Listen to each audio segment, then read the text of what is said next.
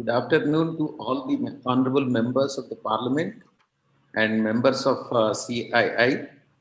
Before we start the discussion, I would like to extend my condolences to Mr. Munjal for the demise of his mother. I hope I hope Munjal's family finds strength in difficult times. I thank CII for organizing this interaction. CII has always helped the Commerce Committee in gauging the requirements of the industry. The frequent interactions with the CII between the Commerce Committee and industry associations, including CII, are necessary to keep the government up to date with the current situations in the market. CII is the ears and eyes of the Commerce Committee, and in fact, we draw heavily from the inputs given by CII and other industry bodies, and I would acknowledge the quality of timely inputs which the CII and other industry associations provide us here in the parliamentary standing committees. Now, coming to MSMEs, MSME sector contributes 30% of the GDP, which you are aware of it, and 40% of the country's export. And it employs, MSME employs around 11 crore people. Thus, the recovery to pre-COVID levels becomes of utmost importance for sound recovery of the Indian economy ultimately. While many challenges like ahead of the sector, some of the issues which must be considered at the earliest, as early as possible for both short-term and long-term reliefs include formalization of first one. The formalization of informal lending is very, very important item. Out of 6.33 crore MSMEs, 6 lakhs 30,000, 33,000 crore MSMEs, 99% are micro and small businesses in India. Given the smaller size and unable to be parts of the GST network, as a result, often do not maintain any formal financial records. The lack of financial documents makes it very difficult for the banks to judge the credibility of this business institutions to lend money, particularly to MSME sector.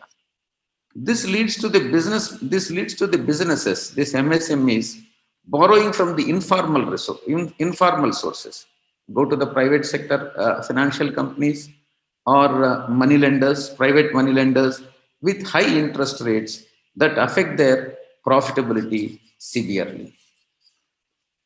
Fintech platforms with these lower cost acquisition costs than banks can solve this MSME credit gap by targeting small customer segments that need small value loans. The second most important point is intersection with e-commerce. India is going to surpass US to become the second largest e-commerce market by 2024, it is estimated. Digitalization of small and medium enterprises is a very important issue, and that could lead anywhere between 158 to 216 billion dollars to India's GDP by 2024. This is what is expected. Considering the small companies that are used to the traditional brick and mortar model would require massive overhaul to update their basic processes like accounting, supply chain, marketing, unavailability of digital infrastructure, and affordable skilled technical talent could slow the projected growth of this sector. The next point, the very important point, is registration under Udyam. Last year, as all the honorable members are aware, the Ministry of MSME announced a new process of MSME registration called Udyam for enterprises to avail various tax breaks they get as MSMEs. The notification stated that the existing MSMEs registration under Udyog Aadhaar number shall be invalid after 31st March 2021. It is very unfortunate, however. Out of 1.02 crore MSMEs that were registered on the previous portal, only 25.9 lakh MSMEs have migrated to the new portal, new one, indicating the low awareness of around the new portal. Extension for filing beyond 31st March should be given as registration to the portal makes MSME eligible for wide variety of benefits. In fact, I would like to bring to the notice of all the members who are attending this web seminar that in fact MSMEs, both MSMEs and tourism, hospitality, both will not come under, do not come under the Commerce Committee. In fact, they come under the different standing committees. However, like you, I am also expressing my views as an individual, not as a chairman of Commerce Committee. And we all will plead with the government to accept our demands. Merging two sector growth. This is very important. MSME must now adopt new strategies to reduce operational costs. Electricity costs, in fact, electricity costs comprise up to 20% of operating expenses of MSMEs. However, the rooftop installations remain significantly low at just 800 megawatts. So Andhra Pradesh has around 7.7 gigawatt of solar and wind projects, and India has India's second largest installed capacity of clean energy, which accounts for around 10% of the green energy capacity in India with an investment of 60,000 crores. Tourism, coming to the tourism last issue. The domestic hospitality industry is expected to contract 65% in the financial year 2021, with the recovery to pre-COVID levels only possible by 2023 and 24. Amid this, tourism and hospitality, which contributes roughly around 10% of GDP and employs nearly 9% of the working population, saw a decline of 19% in the budget since last year. One of the very important factors which we all should place it before the central government is that hospitality industry should get industry status. Much of the woes to the hospitality sector are on account of the lack of industry status to it. While some states have granted the status, there is not any uniformity across the country. In fact, Andhra also has not granted industry status to the hospitality industry. The industry status would definitely help the sector take advantage of benefits like lower electricity tariffs, lower rates of borrowings, and which would be a long-term support for the government from the government to this sector. Rationalization of GST structure. This is very important according to me. Report of the working group on tourism of 12th five-year plan in India, the travel and tourism sector is estimated to create 78 jobs per million rupees of investment per million 78 jobs of investment compared to 45 jobs in manufacturing sector for similar enterprises. Therefore, the investment in hospitality sector should be encouraged because it creates more jobs. 78 vis-a-vis 45 when compared to the manufacturing sector. GST on room bookings should be reduced from 18% to 12%. This should be compared with that of the foreign countries which are following the GST. This will not lead to more occupancies, but would also make India globally competitive with countries like Singapore, Hong Kong, etc., and so on and so forth, where the taxation on travel and hospitality is less than 10%. Therefore, we should plead with the central government and also place it before the GST committee comprising of all the finance ministers of the state, including the central finance minister, to reduce the tariff, GST tariff from 18% to 12% at least, if not below 10%. With the, in conclusion, I would like to submit to all the members present with fresh resurgence of cases. Only increased vaccine rollout could instill confidence in the customers to avail services of the hospitality industry. Meanwhile, the government must come up with innovative ideas like the Eat Out to Help Out schemes. That was applied by the UK government, wherein customers avail 50% off if they dine out, must be considered to keep up the demand side of the hospitality sector. It is a way, in a way, it is a subsidy that is being given by the government. I also expect bigger members of CII to handhold the MSME units and help them stay afloat in these hard times ahead, at present and also ahead. Thank you very much. Thank you to all the members. I will address some of the issues that have been raised by yeah.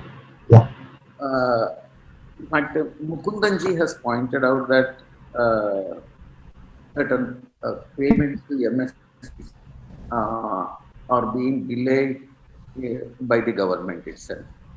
So, in fact, in one of the meetings, committee meetings that have been held, Shri Aravind Sharmaji, who was the secretary of MSME Ministry, that is Nitin Gadkari Ministry, he has categorically stated in the committee meeting that all the payments, 90% of the payments to MSMEs have already been made, and there are no dues. In case, if that statement is not correct, and if any payments are due, as of now, Aravind Sharmaji is not there, and he has gone as an MLC, and now he is a minister in the government. And in case if it is, if there are such payments, dues are there, for long pending dues are there, if it can be brought to the notice of committee, then we will definitely address it. And secondly, coming to the vaccination, it is 8 to 9 crore vaccines are being produced in India per month, and the population is 130 crores. And every citizen has to get 2 doses totally altogether. It means 260 crore vaccines are to be produced. That may take some more time, because unless the production capacities are increased. In fact, Pune is one of the centers that produces the vaccine, and unfortunately, Maharashtra is most affected state so far as COVID is concerned, particularly second phase. Coming to, in fact, Ashok Shaigalji has pointed out one very important issue, and Ashok Shaigalji was pointing out, saying that what is the point in migrating to new portal of Udyam? There are altogether, if you can go through the list of benefits, altogether 24 benefits are there under Udyam. Some of them I can point out: cheaper bank loans, interest rate is low, easy to get licenses, approvals and registrations, tariff subsidies. Particularly whenever MSMEs import the material, either capital goods or raw material, and they get the subsidies. Now that direct benefit transfer scheme is available, that payments go directly into the bank accounts. Then tax and capital. Of course, I mean tax benefit, direct income tax benefit is no longer there, because tax rate itself has been reduced to 25%. And we will write to the finance minister saying that some benefit has to be given in case, because it's a 25% altogether for all the companies. We will directly write to the finance minister, requesting the finance minister to give some concessional tax rate to MSMEs. I request all the members to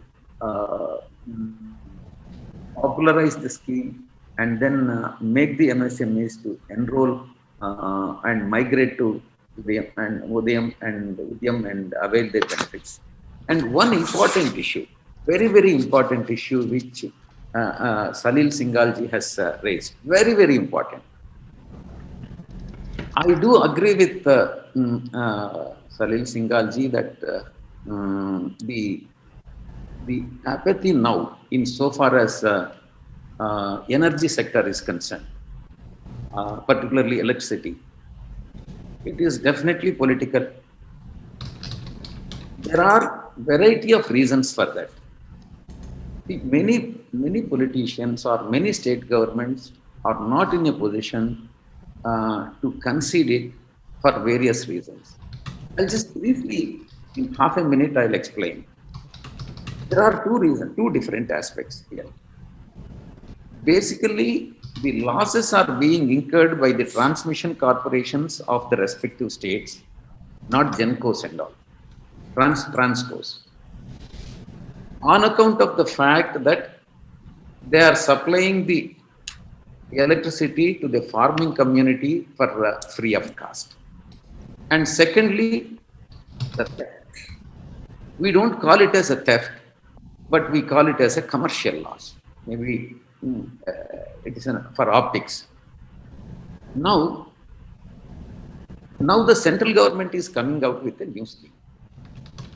Those transmission corporations which would like to supply the energy free of cost to the farmers, they are at a liberty to do so, provided the state government, the respective state government, subsidize it. It means there has to be a budgetary allocation from the respective state government to the transmission corporations, and whatever is the tariff that whatever is the electricity charges that are to be paid in the normal course by the farmers have to be compensated by the respective state government. This is definitely an innovative scheme, and those transmission corporations do not comply with these guidelines, they will be put to auction. This is the central government scheme. And secondly, why is the tariffs at present are relatively high when compared to the other countries? I'll explain this. In the early 1990s and 2000, from 2001 to 2010 and even 2000 up to 2015 also, the capital expenditure, capital cost of installing, for example, solar electricity. The capital cost for establishing 1 megawatt of solar unit used to be around 10 crores of rupees. And correspondingly, the tariff, the electricity tariff, which the transmission corporations have agreed to pay according to the PPA with the respective producer, used to be 7 rupees or 8 rupees, even 8 rupees per unit. Now that the capital cost has come down, after capital cost has come down from 10 crores per megawatt to 4 crores per megawatt, the PPAs that have been entered into by the respective state governments with that of the manufacturers cannot be revised because there is a statutory obligation on the part of the state governments. On the contrary, what happens? The average cost to the transmission corporations, or if not 7 rupees, it has come down to 4 rupees, 5 rupees or 6 rupees, because the present tariff, the cost of production of electricity in the case of solar power is only 2 rupees 49 paisa or 2 rupees 50 paisa as now, as against 7 rupees which the producers used to charge. So therefore, there are umpteen number of issues, both from the producer's point of view and also from the state government's point of view, and also the vis-a-vis the free supply that is being given to the farmers. So this is an issue which has to be discussed at length in various platforms, including in the appropriate, if possible, even Commerce Committee also would take up, because we'll shortly be taking up the export infrastructure as a subject shortly. So I assure all the members that this issue, what has been raised by Salil Singhal would be addressed appropriately, and we'll write to the Minister for Power also as to the suggestions that the Commerce Committee would make in this regard. I'm thankful to all the members, and very good inputs have been given by the honorable members of, who have come to this web meeting, and this would be appropriately be taken care. Thank you. Thank you, sir. Thank you very much, and stay safe. Thank you.